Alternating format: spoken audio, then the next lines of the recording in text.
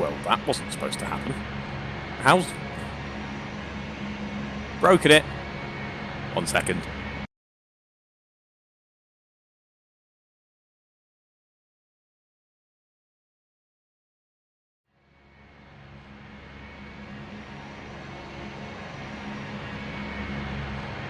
It's happened again. I've just hit delete on you. It's very professional. No, that hasn't helped at all. But hey! Right. Very professional start to the stream there. This is round 4 of the AROC Touring Car Championship for 2024. Good evening, ladies and gentlemen. I am Reeve Taylor, kicking off the stream in ever professional fashion there. What happened, as we have just a few seconds to go until we join the grid for race 1, is the replay buffer which I've set up. I've set up an action replay cam. Apparently it's not quite working correctly. The script isn't fully figured out yet, because as you can see, it's playing over the apparently. What's also happened is my game has crashed. Tremendous start here. Right. We'll be back in just a moment, folks.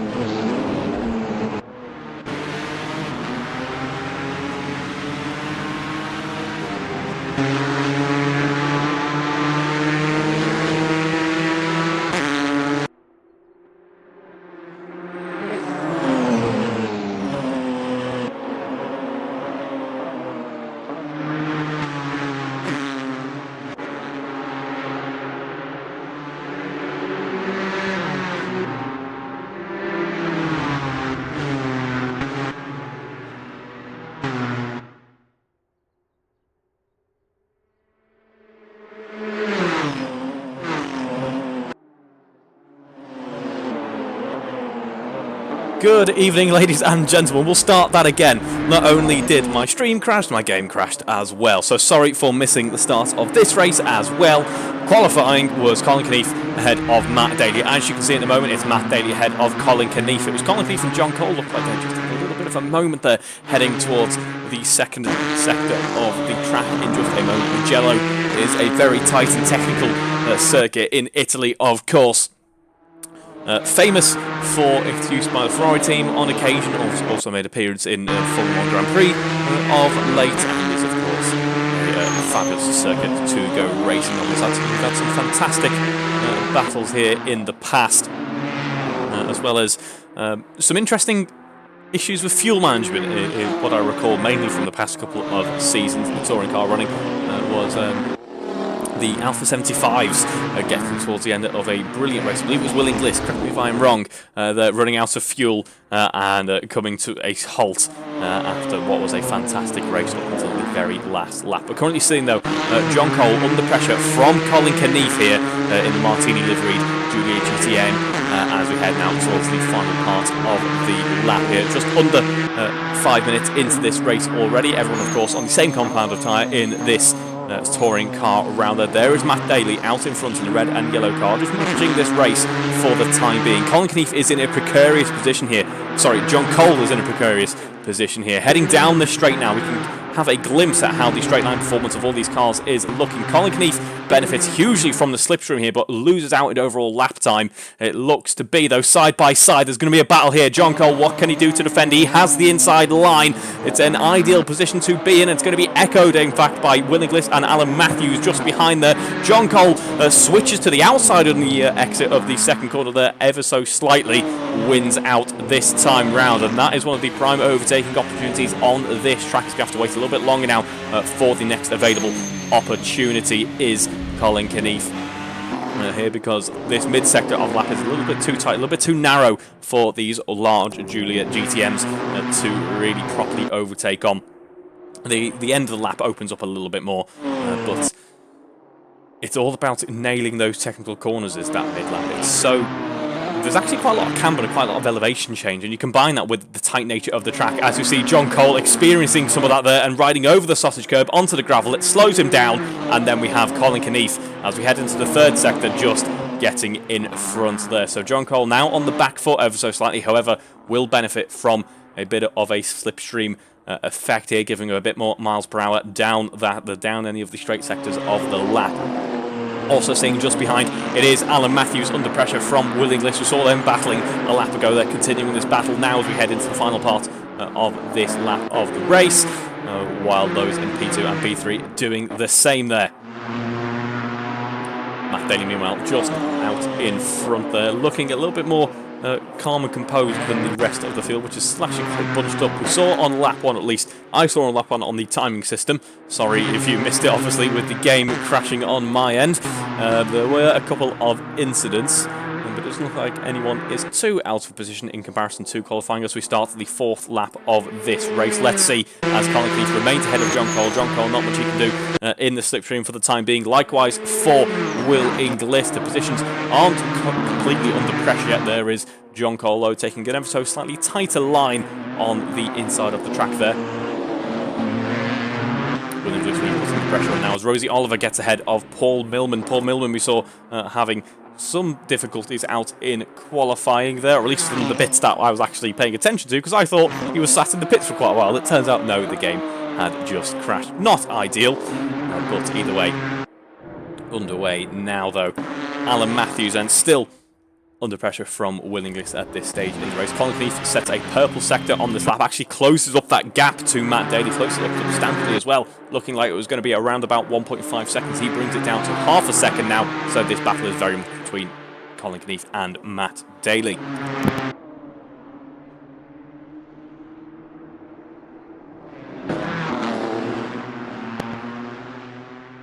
Heading in just a moment to the 3rd sector of lap, and Colin Keneath, impressing in qualifying, of course, was the only driver into the 148, if I am not mistaken.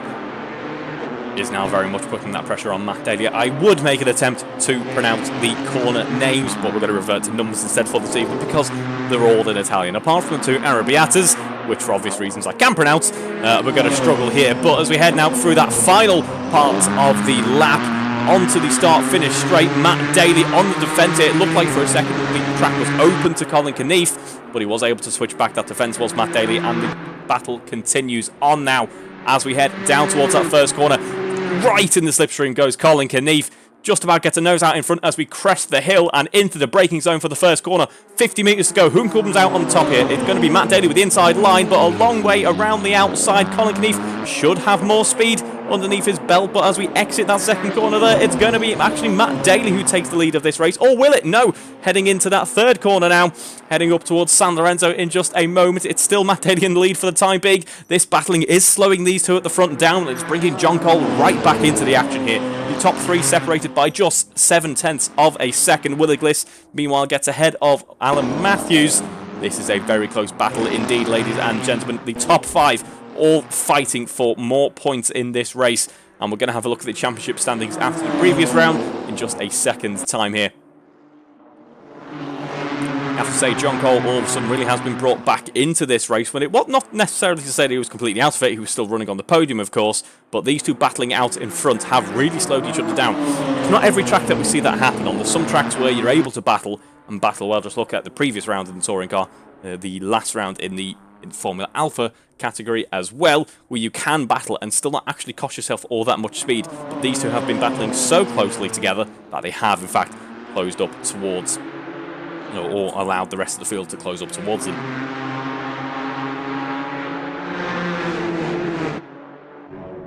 So it's now a three-way battle for the lead of this race as we head into that final corner once more. Matt Daly still leads from Colin Knief and John Cole. The order hasn't changed, but the action was certainly delivered on the previous lap. So let's head down to the start-finish straight once again now as we get ready to start the sixth lap of this race. Not quite at the halfway stage yet, but still all to play for. All to play for as well between Alan Matthews and Will Inglis. Will Inglis just about gets a nose out in front. There's Jack Hodson in the background as well, hoping to capitalise potentially on any misfortunes that occur in front of him. Matt Daly with the inside line of this corner here does actually stay out in front. It looked like for a second Colin Knief was later on the brakes, but once again trying to go for that outside line.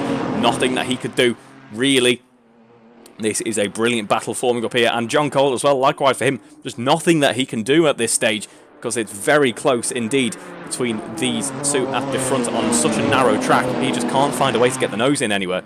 Although it looked like for a second out of the second corner there, Colin Knief a little bit slow, and I believe there's been contact between Will Inglis and Alan Matthews. There has been contact. It wasn't entirely substantial though, so their battle is able to carry on without any major difference there, really. Matt Daly, meanwhile, only 2/10 ahead of Colin Knief.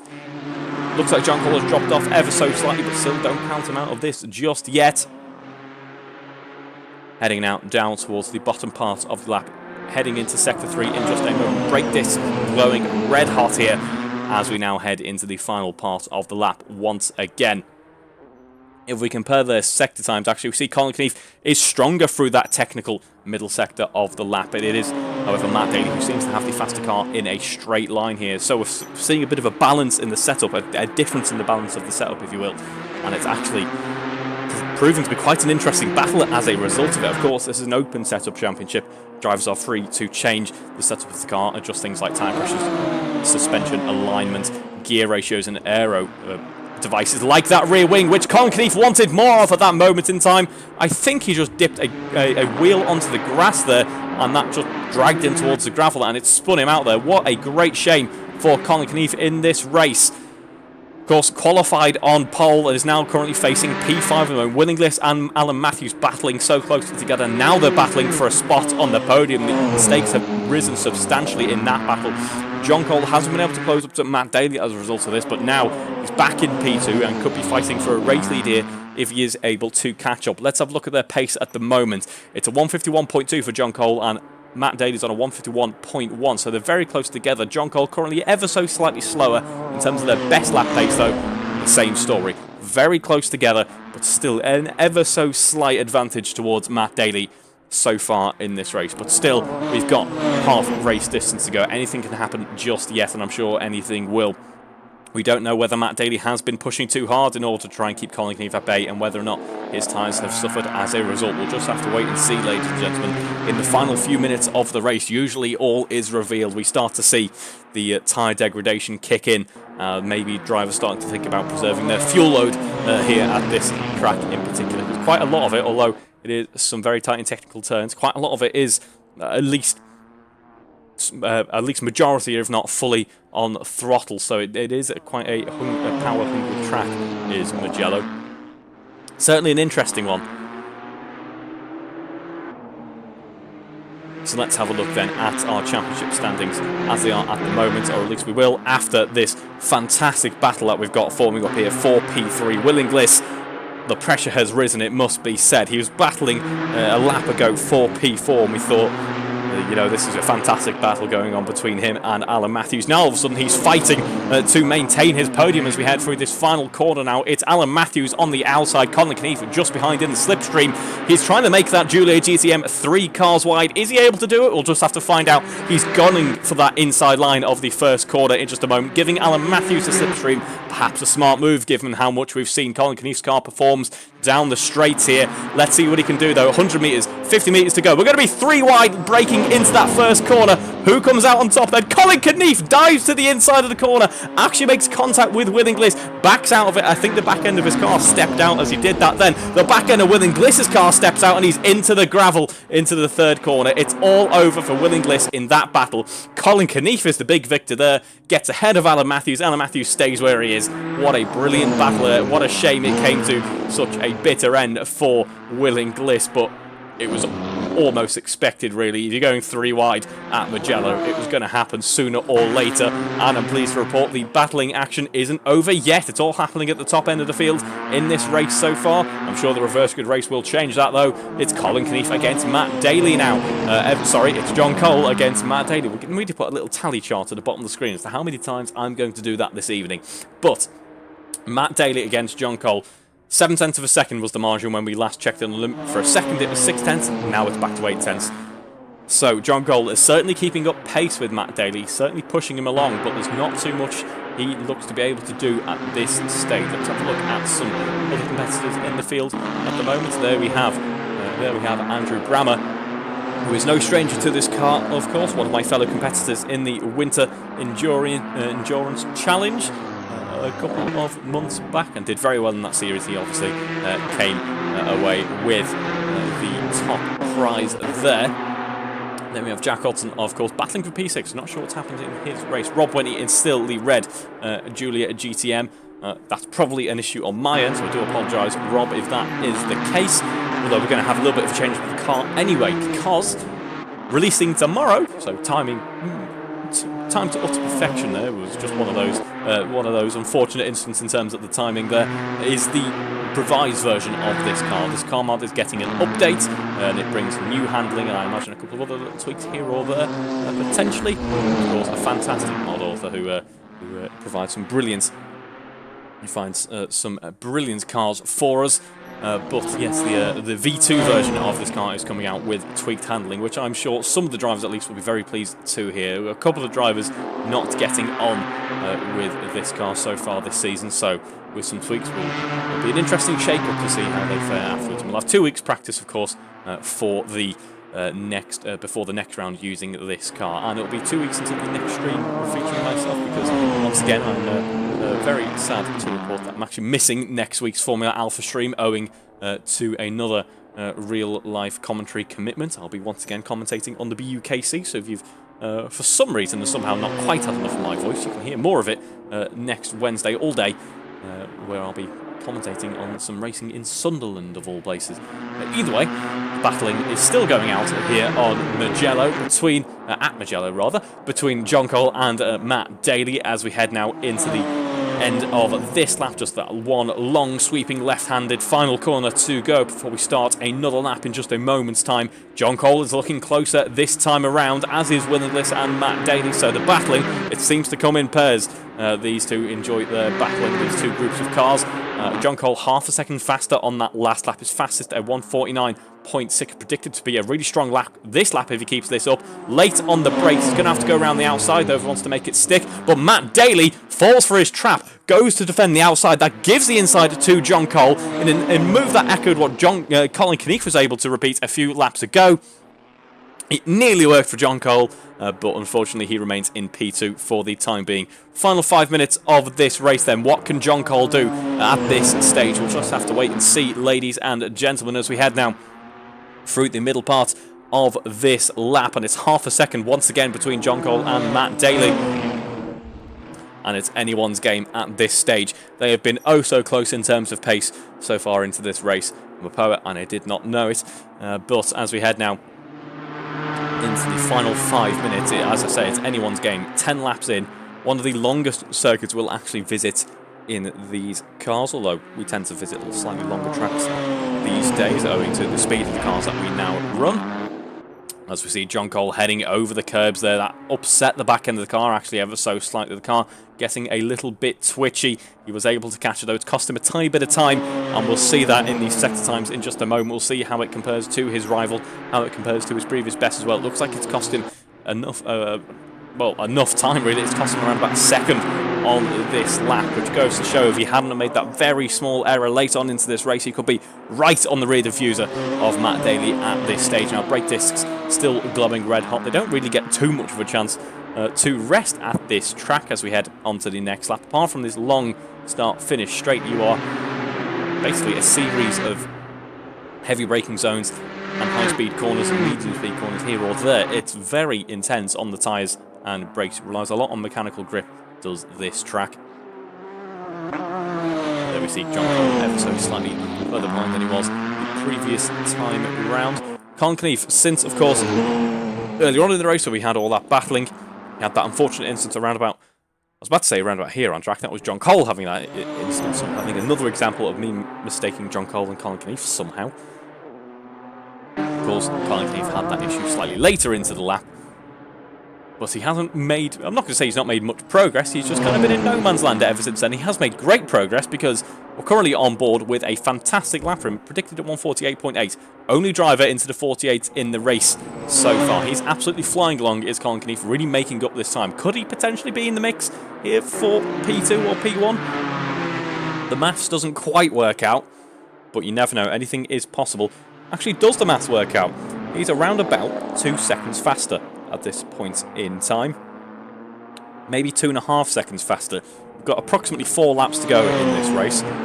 So we could be in, yet still, for a battle between Colin Knief, John Cole and Matt Daly. And that'll be brilliant view. We've already seen some of it and it was absolutely fantastic. So I look forward to seeing more of that later into this race. Of course, not much to go of this race, and Colin Knief, as I say, is absolutely pulling out the stops at the moment. Predicted 1:49.3, so it won't quite be 1:48, but the only driver into the 1:48 in qualifying, and the only driver to 1:48 in the race as well, which is arguably even more impressive. Speaking of impressive, though, these two have had a very impressive race worth of battling so far, and we're still within half a second of each other as we start the next lap now. Onto the 12th lap of the race. Just in the background there is Colin Knief. As we head into that first corner, headlights on for John Cole there in the red and black car. It's Matt Daly in the red and yellow car. The number 74 as it is liveried, number 5 in the championship. And it is number 5 in the championship, who currently has 49 points to his name. So even if you ignore the small picture of the battle between Colin Knief and Matt Daly, this will be a good weekend for John Cole as it stands. He will take away a good number of points and it should catapult him a little bit in the championship standings. Currently P7 currently P6 with 49 points to his name. Colin Knief leads this championship at the moment with 105 points, and Matt Daly in P2 with 77 will be closing up that gap. Then we have Willing Bliss, 76 to his name, had a chance to usurp Matt Daly. He's going to have to wait for that in race 2. Alan Matthews P4 with 17, Barry Clayton P5 with 55, John Cole, the aforementioned John Cole of course, as we're watching him now, 49 points in P6, Andy Craig at P7, Andrew Brammer P8, Jack Hodson in P9, and we have Rosie Oliver P10, Rob Whitney P12, Paul Millman P11, Steve Knight P13. Guy Swarbrick hasn't actually been able to race so far in this championship, so good to see him being able to take part here. I don't believe Well, he's in P11 at the moment, so no points for him so far in this race, but we have the reverse grid race coming up in just a couple of minutes' time for him to try and reverse his fortunes and take some points away from this weekend. I believe there is Guy Strawbeck. In fact, yes, it is. About to be lapped. Only 2 lap runners in this race so far, so actually some decent pace throughout the field so far here in race 1. As we see that this lap traffic could play effect in this race still. Matt Daly had to move out of his way. Not that he really was in the way, it's quite a wide part of the track here, but that has given John Cole a substantial slipstream. Has it brought him back into play here? If he's really brave on the brakes, potentially, but I don't think he will be. What it has done by the looks of things is brought Colin Knief a little bit closer on this lap. I still don't know if there'll be enough race left in order for him to make any bold moves just yet, although he was still impressive on the last lap. No, there won't be enough race left because there is, at the most inopportune moment, the eventuality that he was perhaps wanting to see the least. Some lap traffic that he needed to negotiate, and that could be it for Colin Knief's victory or P2 hopes. Not that it's still too bad at all. A P3 is by no means a bad result in the race. It's still a spot on the podium. I'm sure he'll still celebrate it and enjoy getting ready for the next race. And of course, it'll actually put him in a better position for race 2, the reverse grid race, in just a moment's time. But we know the calibre of driver that Colin Knief is, and Colin will be wanting more. And I'm sure he'll get that in the upcoming races. John Cole, another driver who wants more but just hasn't been able to grasp it just yet. We are now on the penultimate lap of this race. And as we see, Colin Knief has got past that lap traffic, of course, and is now trying his best to close in. But these two are still absolutely flying along, and Matt Daly has done such an impressive job of controlling this race. So have the rest of the drivers. The rest of the drivers, I presume, have probably treated this as almost a bit like a practice session. It's been not too much to really report. Seems to have been some nice quiet running for them. It should be perhaps a moment of calm that is required before the storm that will be the start of the reverse grid race in just a moment's time here. So now they know the track a little bit more, they know how the car behaves late on into the race. As you can see, a bit of oversteer actually creeping in for Steve Knight there as he heads through the 3rd and 4th corners. Yes, so maybe now that the drivers have a little more experience around this track, of course they've already practiced earlier in the week, they've had qualifying as well. We might see some more exciting battles on in that ever-competitive midfield here in this championship. There is Colin Knief now, just 1.4 seconds behind John Cole. That is not quite enough to be completely fearful for John Cole just yet, but it's enough to recognise that he's there. John Cole certainly is aware of Colin Knief's presence. It's one of the most, I imagine, one of the most scary sights in AROC Racing League's kind of competition is seeing Colin Knief in your rearview mirror. This has got to be another one, though. Seeing Colin Knief close up because he's closing up on John Cole when John Cole is closing up on you. That is what Matt Daly is feeling like at the moment, because now John Cole has been really pushing on this, the final lap of the race, and Colin Knief is certainly not wanting to forget about this opportunity as well. He is trying to jump on it as well, and once again we've got a three-way battle, all cars within 1 second of each other as we get towards the end of this final lap of the race. The lead is certainly not decided yet. It is still anyone's game. The entire podium now is fighting within 1 second, nearly half a second for this race win. All Matt Daly has to do, though, is defend for a couple more corners, and the race 1 victory is his. Will it be, though? We'll just have to find out now as we come towards the end of this lap. A big corner to go. Matt Daly dives towards the outside of the track. John Cole isn't able to. He's still very much defending to ensure he comes over P2. Never mind race victory. It's going to be a slipstream train to the finish, I feel, as we head now down to that start-finish straight. John Cole actually darts out of the slipstream, and here we are then. It's like a NASCAR finish. 1, 2, 3. Matt Daly, John Cole, Colin Knief, all within half a second of each other as they cross the line. My hat goes off to you, gents. That is a fantastic bit of racing from all three. Rounding out the podium then, I don't even get to say my usual line there. Rounding out the podium, they all cross the line together. Alan Matthews, after that race-long battle really with Willingless, comes out on top. Alan Matthews P4, Willingless P5. Then it will be Andrew Brammer coming home P6 with a great solid points scoring finish for him. And then in a moment's time, we have Jack Cotton coming across the line as well. Guy Strawbeck is classified P11. Paul Millman, will be classified P12 in just a second. There we have Jack Hudson crossing the line. And we have Rob Whitney coming home in just a moment there. more points on the board in that lower midfield pack in the championship standings, which is all very close together indeed at the moment. It's very competitive, just like we had it in the Formula 1 Constructors last year. So every position matters, so Rob Whitney, I'm sure, will be pleased with this one. That allows him to leapfrog Rosie Oliver and Paul Millman in the championship. He's gained 2 championship positions off this one race. Let's see how race 2, the reverse grid race, changes things though. As we have the last 2 drivers on the lead lap, Rosie Oliver and Steve Knight coming home then. And that brings an end to what was actually an action-packed race 1. Not necessarily because we had battles going on all throughout the field, but the top end of the field there were not relenting at all. Some fantastic battling there. Even when mistakes and issues crept in, we just carried on and had some fantastic battling here at Mugello. So I hope you enjoyed that race 1. We'll join you in just a few minutes for the reverse grid race when the order gets changed and we go racing here in Tuscany once more. Don't go anywhere.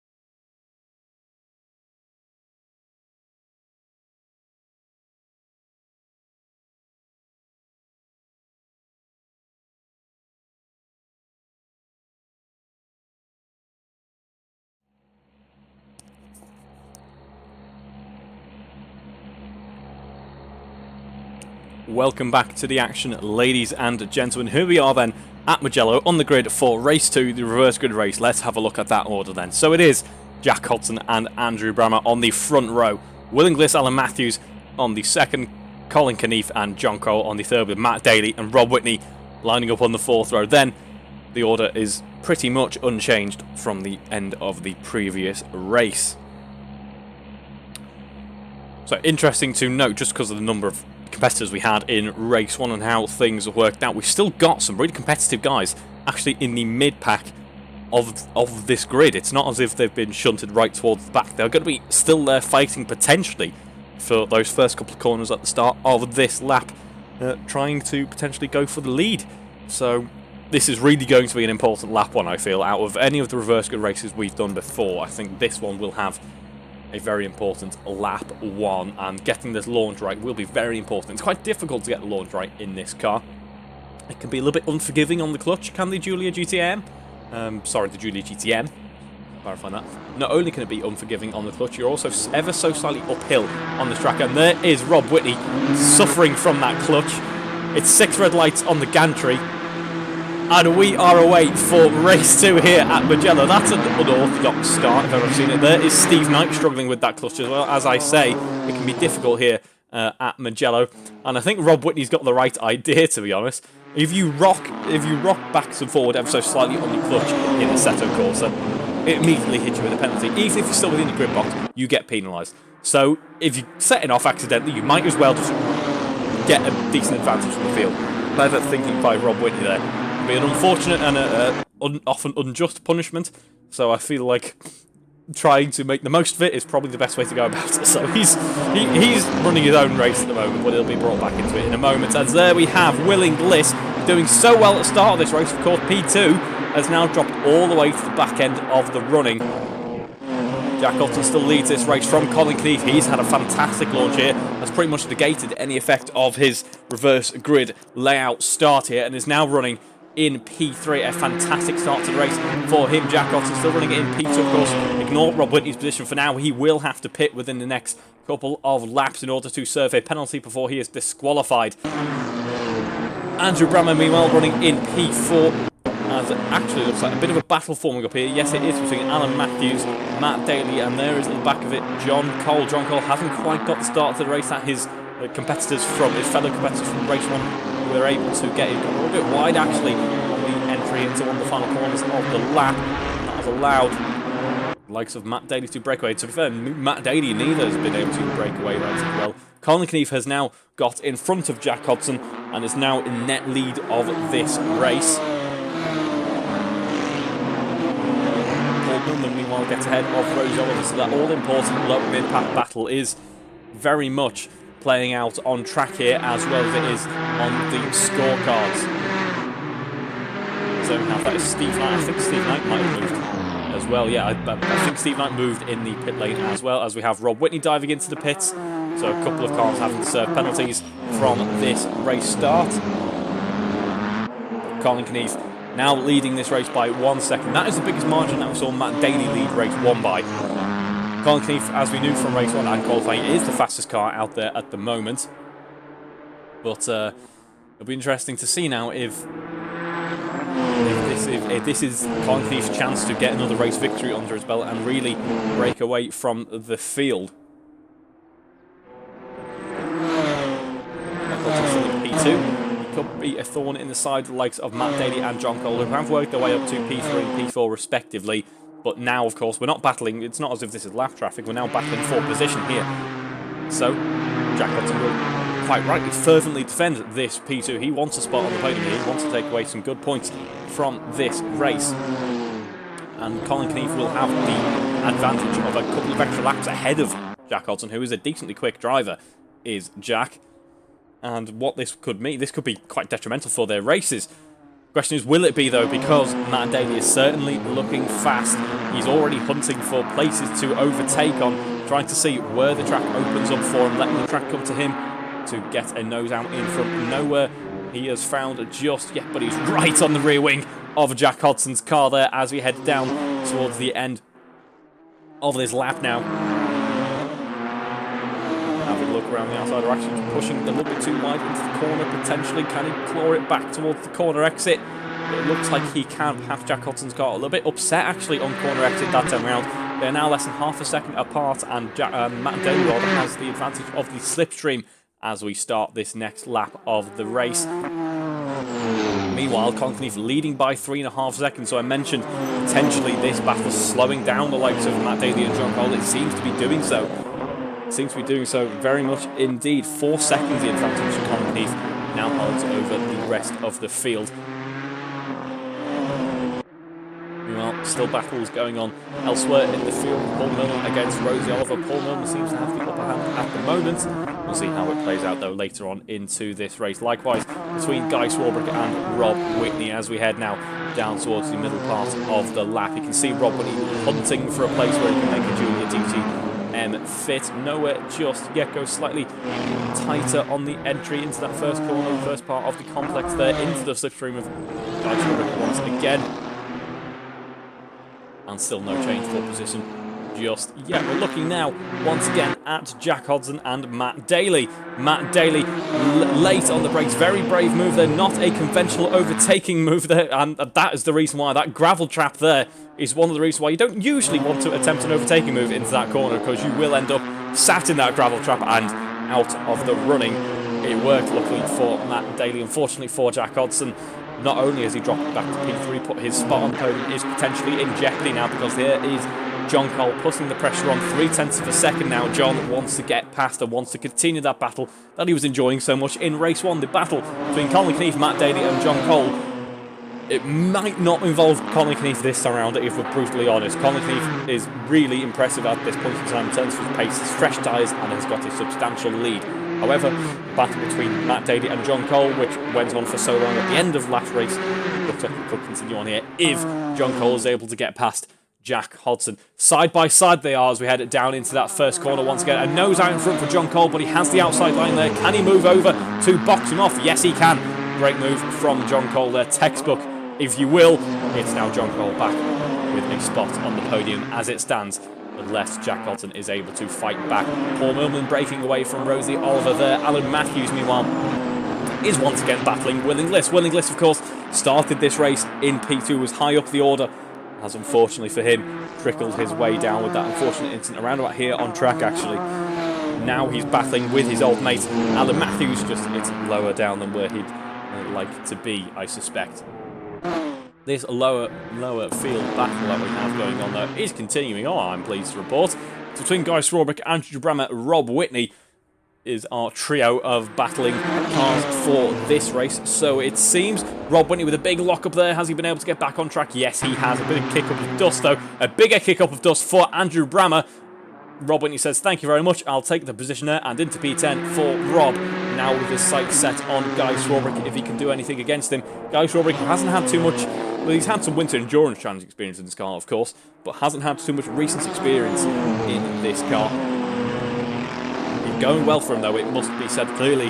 He's got those winter races, those endurance races in his memory, as we have a battle going on between Rosie Oliver and Will Inglis. This won't get confusing at all. They are running the same livery, but it's Will Inglis who gets ahead of Rosie for the time being. Great to see Rosie, though, getting the nose out in front for at least a couple of corners there, providing some challenges for Will Inglis. As it looks to be that Alan Matthews has slides his way through, and now as his sights set on Paul Milman out in front. Rob Whitney, meanwhile, gets ahead of Guy Swarbrick just before we enter the final corner of the lap. Guy Swarbrick going for the tighter inside line there, opening up the outside of the track to Andrew Bramman. It looked like Andrew had a brief look there, but obviously it closed right back up again as we headed onto the start-finish straight. John Cole gets ahead of Matt Daly out at the front end, meanwhile. A bit of oversteer creeping in for Matt Daly. Had potentially a slightly scruffy lap this time around. We weren't expecting that move at this stage in the race. Andrew Bramman, though, looks to be on a bit of a charge at the moment, it must be said. Going quite wide into some of these corners, but the car seems to be responding well to that. So maybe he's running some slightly lower mechanical grip setup, maybe not too much, and just overall really not too much in terms of grip. Maybe he's gone for a higher speed. Setup. Might not be running too much in terms of toe. It would be my guess if the car's not quite wanting to respond to early turn-in. I could be completely wrong then, I'm sure. And as I would expect anyone to correct me, because I'm most likely wrong there. But continues on now into P10 for Andrew Brammer. Guy Swarbrick seems to have dropped off a little bit. Now it's Rob Whitney against Andrew Brammer at this stage. Meanwhile, John Cole seems to be comfortably ahead of Matt Daly. And it must be said, this large race lead advantage that Colin Knief had seems to have closed up all of a sudden. Now it's only 2 seconds between Colin Knief and John Cole as we head getting closer to the halfway stage of this race. These are still the two closest cars on track, with Rob Whitney against Andrew Brammer now as we head down towards the final sector of the lap. Just a couple of corners to negotiate for these two. and here will actually be a good opportunity to see the pace advantage in terms of straight line speed between the two cars. In terms of their overall pace, we know that it is actually neck and neck between the two at this moment in time, both in the low 156s. However, Andrew Brammer has a much faster best lap there. His ultimate pace is a 152.1 compared to Rob Whitney's. It is a 152.1 compared to Rob Whitney's 155.6. So about 3 extra seconds in Andrew Brammer's car if he's able to use it. He's in the slipstream for the moment. What can he do into this first corner? Let's see. Are they side by side? Not quite. They are about to be, though. Who's going to be later on the brakes? It looks to be Andrew Brammer slightly later on the brakes, but from that outside portion of the track, there's not too much you can do into the first corner. And there is that slightly interesting lighting glitch, which occasionally rears its head with CSP and this car. And when you hit the brake lights, the headlights like to come on as well. It was particularly interesting at the Le Mans circuit when we were doing the endurance racing, as we were going over a 24-hour period there, over a long race. Most of it in the night, of course, and the headlight situation was slightly strange there, shall we say.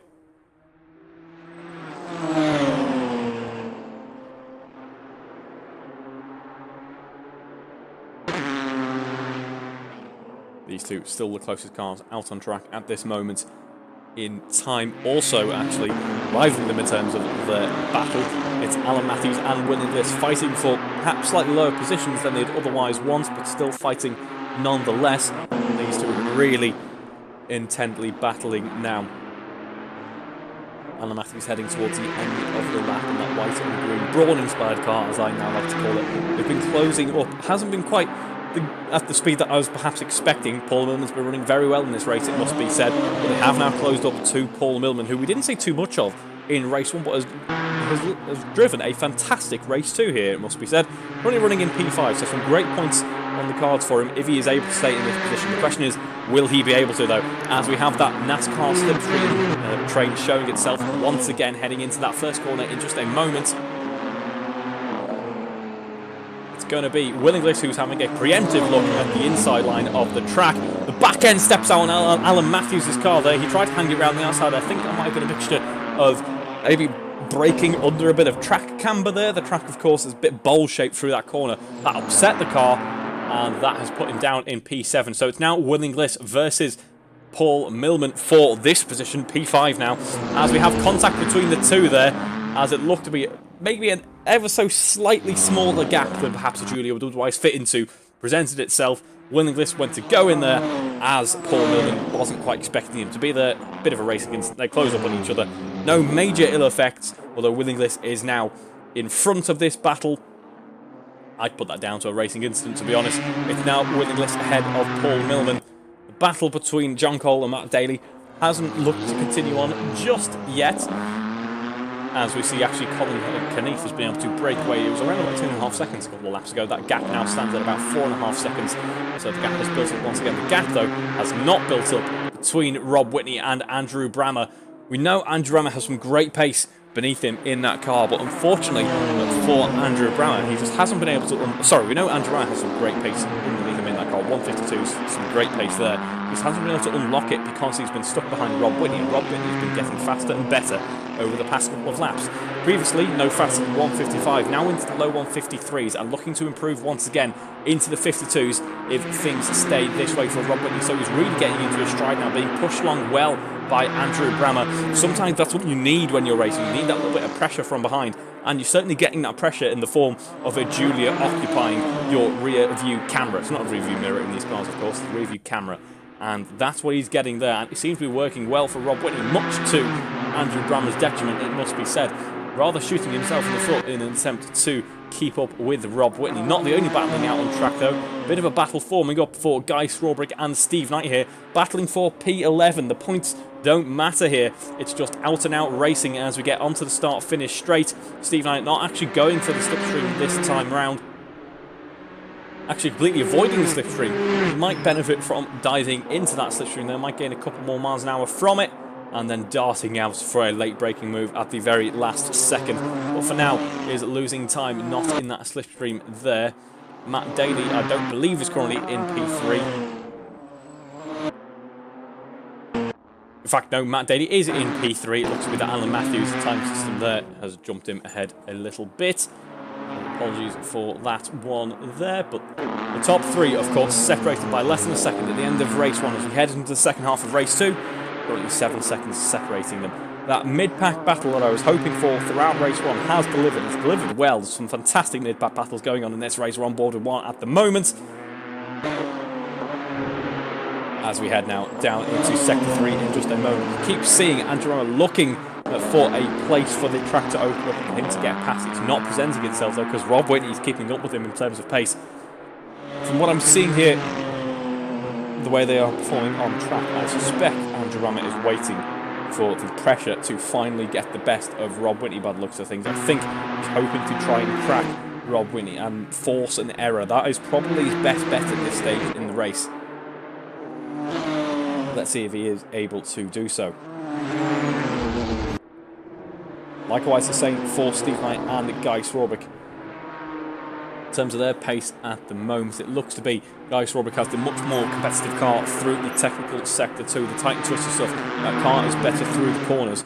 But Steve Knight seems to be stronger through the straight. So if only he was, we might see it this time around, if he was sticking in those slipstreams, he might get a little bit more of an advantage and might be on for another overtake. He might have clipped too much of the curb there, diving onto the grass ever so slightly. That might have cost him as we run back onto the start-finish rate. Has he lost a bit of momentum there? I think he has, unfortunately, for him. Not enough to make a substantial difference, but enough to make a difference nonetheless. And we're seeing now the gap between Andrew Rama and Rob Whitney has also built up substantially. I suspect that Andrew Rama may have had a small off at this stage.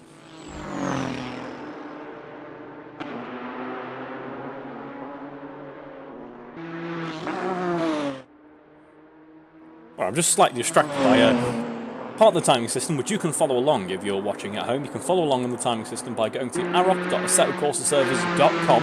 That's AROC, A-R-O-C, .assetocourseservers.com/live-timing. You follow that, I'll eventually sort the graphic out, but given how the stream started, I don't want to play with the graphics too often. If you click on that link, you can follow along with the time system and see what I'm seeing. You can see sector times, position, current position on track, speeds, as well as other information like laps passed, and also the game chat, where we are seeing John Cole is filling the chat with random emojis that he's somehow figured out how to make work. How have you made emojis work in Assetto Corsa? I didn't even know that was possible. We've got the turtle emoji, the hair, tortoise and the hair emoji, and then rocket ship. So I'm presuming that was to do with race 1. So that's a far better commentary than what I could provide, so thank you for that, John. As we see at the moment, Guy Swarbrick and Steve Knight have actually just had a bit of a coming together in their battle. These two are now the closest cars out on track, just under 10 minutes to go in this race, around about 5 laps, maybe 4 laps to go, as we just cross onto lap 9 with Colin Knief out in front there, out in front by 8 seconds as well.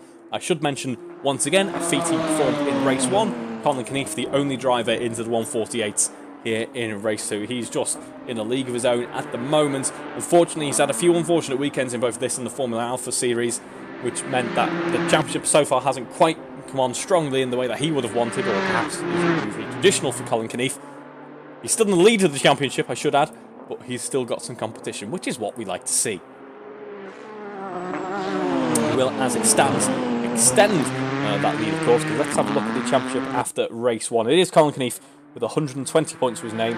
Matt Daly closed up with 102 points after that first race. Of course, that will extend again if the result stays as it is.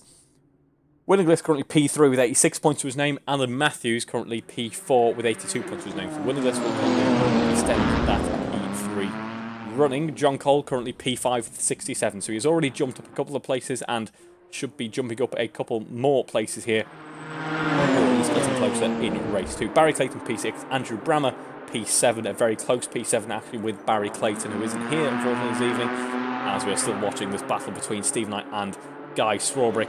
As the corners come to them and go away from them as they head through these S's, the positions are trading left, right and centre as Guy Swarbrick, commentator's curse there, the first real example of it this evening, unfortunately for him, comes into effect and knocks him off the track there. So it looks to be that battle is all but over. Let's go on board with Colin Knief. We haven't seen too much of him so far this evening.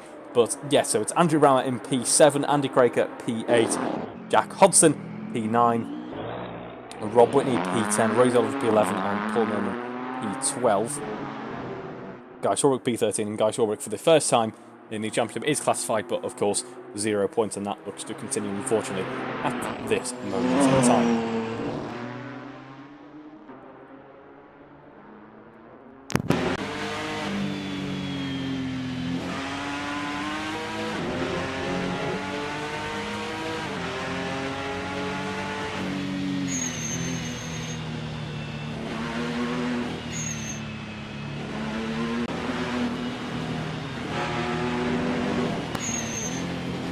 And that is a very unfortunate incident for Paul Millman there, right at the end of the race as well.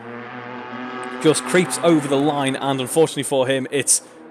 Can he rejoin quick enough? That's the question. He's going to be under pressure from Rosie Oliver in a moment. Of course, we started this race with a great battle between Rosie Oliver and Paul Millman. Paul Millman came out on top here, but just goes to show you've got to have your wits about you for the entire 25-minute sprint race. Sprint race might be a short format, but it can still get a bit long in the tooth. Endurance-wise for the driver, and now we see Rosie Oliver back up into P7 under pressure from Andy Brammer, in fact, and once again we have a three-way battle for this time P7 forming up. That is a great shame for Paul Millman. There would have been some great points there just as we were rejoining him as well. You can imagine, yep, those rear tyres after that rejoin as well. He did so many donuts, they are absolutely cooked and completely lacking in grip. As Greg Young, who was watching along, was saying, it's certainly easy to love Mugello, but I'm not sure Paul Millman is doing at this point, at this exact moment in time, shall we say. Only a few tenths separating Rosie Oliver and Andy Brammer, though, and it looks to be Andy Brammer has some great momentum going on to the start-finish straight here in the slipstream as well. Although he seems to have a bit of a bus stop there, almost. Just kind of seems to have sort of stopped that momentum. Will it stop him, though? I don't think so. As we go side by side into that first corner, he's going to have the outside once again, but Rosie on the defence. She does open up the inside of the corner, right for the taking for Andrew Brammer, but has enough speed to negate that effect. Heading into the next couple of corners now. Some great defence from Rosie Oliver there. The back end of the car looks like it's beginning to get a little bit unsettled. Potentially the tyres starting to wear out now. It's cost her a few tenths, as we could see there while we were on board with it on her dashboard. Cost her about half a second heading through this complex of corners now under pressure from Andrew Brammer. This could be his opportunity. They are side by side once again. The inside corner goes to Andrew Brammer this time around. He can force her wide. Doesn't even need to do that. It's P7 for Andy Brammer. Some great battling there from both drivers, and it's Andy Brammer back up into P7. This race all of a sudden is starting to become a little bit more worthwhile for him. It was a little bit it was in a slightly sorry state after the incidents earlier on, but now with 3 minutes to go, it is all to play for once again for Andrew Brammer. Rosie Oliver back into P8, a ways ahead of Paul Millman as well. Currently a little bit in no man's land after that unfortunate incident just a couple of corners ago.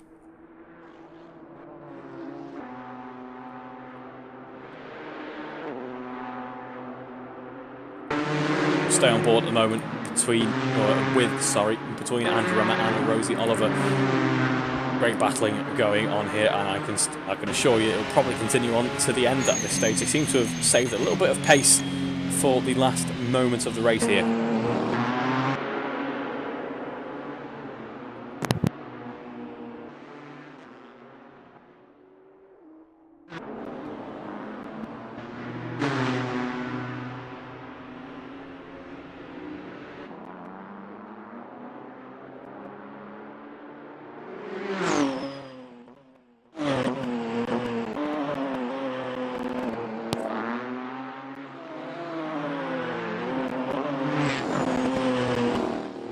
Not too much in terms of action at this stage. Closest cars out on track are actually Matt Daly and John Cole. You can see there in Matt Daly's cockpit just how much steering is having to start to turn in now. I suspect the tyres beginning to drop off at this stage in the race. Just a couple of minutes ago, just a couple of laps to go as well in a race that didn't look like it was going to be, but in the end has been controlled by Colin Knief, rather. Had to get one more little mix-up in there, really, to see off the end of the racing, didn't I? But yes, it's Colin Knief now coming across the line to start what will be the penultimate lap of this race, and what a race it has been for him. Back on form for Colin Knief. I did it again. The more I think about it, the more I'm going to do it as well. It's the interesting prospect, really, that we face.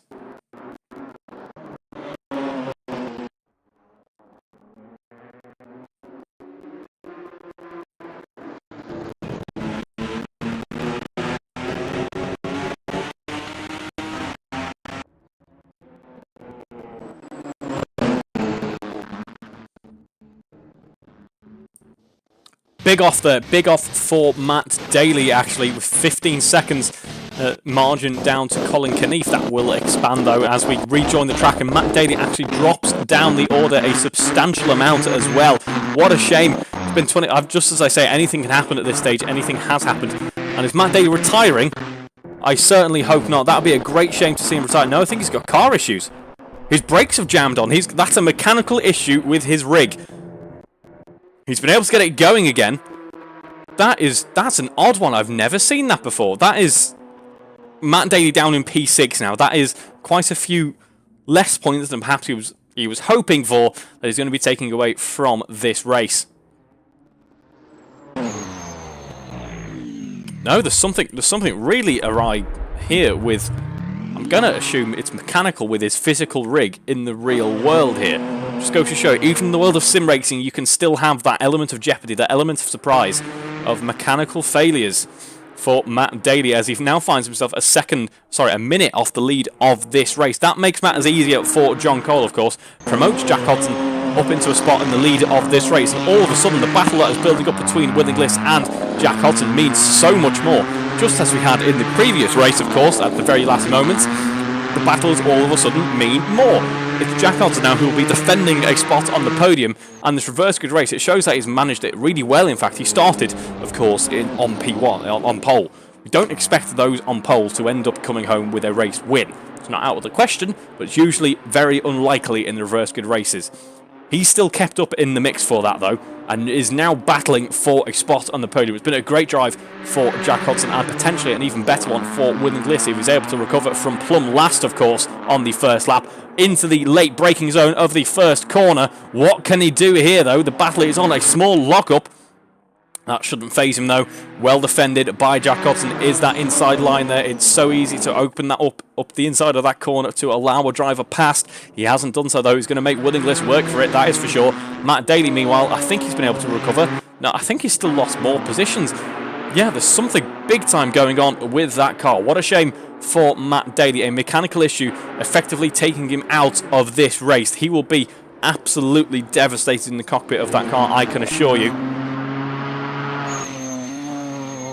Colin Knief, of course, completely unfazed by what is currently going on. He is heading now through the final couple of corners in just a moment's time. It's been a great drive for him, but it's still plenty, what will feel like an eternity of this race left for Jack Hodson, as he's got to defend against Willingliss. They're heading now into the final sector of the lap here. We're going to go on board with Colin Knief as he heads through the final corner one more time in this race weekend. It's been a great return to form for Colin Knief in the second race here in the Martini liveried GTM. He comes across line in just a moment's time and will take the race 2 victory. Congratulations, Colin Knief, for a fantastic drive there. 25 points to you, sir. In fact, 26 for that fantastic best lap as well. As Jack Hodson and Willingliss actually make contact. They've made very slight contact, I'm pleased to report, so they will continue on as John Cole comes across line to take P2 there. Another strong podium for him and some more points on the board, bringing him back up into the mix in the championship standings. As we have Willingliss, last corner move for Jack Hodson here. I think he went a little bit wide, did Jack, into that final corner. It's going to be Willingliss who will come across the line in P3 in the end there. Rounding out the podium, it's Willingliss, but only at the last moment there. Commiserations, Jack Hodson, for a fantastic battle right until the bitter end, and it was a bitter end for Jack Hodson, who will come home P4. Alan Matthews coming home P5. Andrew Brammer will be coming home P6 in a moment, but what a turnaround in fortunes for quite a few drivers at the end of this race then. Even more so for Matt Daly, unfortunately now out of the points, retires from this race. What a shame to see him, after performing so well in this race, dropping out of the action. There we have Andrew Brammer coming home P6. In just a moment, Rosie Oliver, of course, started this race battling with Paul Millman, lost that battle in the end, will actually come out on top. A late race incident for Paul Millman sees Rosie Oliver coming home on top of this battle then, and clawing it back in that lower midfield battle we have in the championship standings. Paul Millman coming home P8 there, and then we have Rob Whitney coming home P9, and rounding out the point scorers, it will be Steve Knight coming home P10 in just a moment. As we do have drivers actually in the chat asking, it's John Cole asking what happened to Matt Daly. Just apparently going off into turn 1, so potentially mechanical damage from that, or maybe something going on with his rig as well. Not entirely sure. We didn't quite see the event itself happen, unfortunately. Either way, a race-ending incident for him. What a shame to see. Certainly an eclectic end to this evening's racing. I hope you've enjoyed watching it as much as I have enjoyed commentating it. We'll catch you in a couple of weeks' time for round 5 of the Touring Car Championship for 2024. Thank you very much for watching this evening. And for me, it is a good night. Thank you very much. Bye.